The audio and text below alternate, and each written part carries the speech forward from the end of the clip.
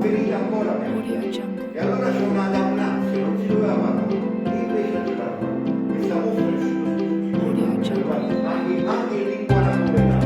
Il professore Emanuele Ferrara ha fatto nel quotidiano Napoli un bellissimo articolo in napoletano.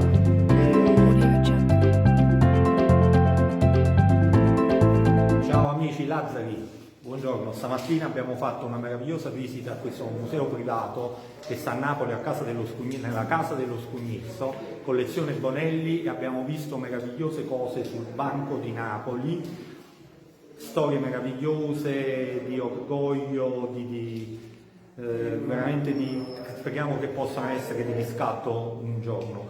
Vi consigliamo di venire a vedere questo piccolo museo, uno stanzone che conserva veramente cose da secoli addietro, a partire dal 400 in poi. Quindi Casa dello Scugnizzo a Mater Dei, collezione Bonelli, mostra sul Banco di Napoli e non solo, ma su tantissime altre cose. Ciao, aiù! Ciao Lazzari! Ciao a tutti da Mater Dei, Casa dello Scugnizzo! Ciao ciao! Ciao ciao!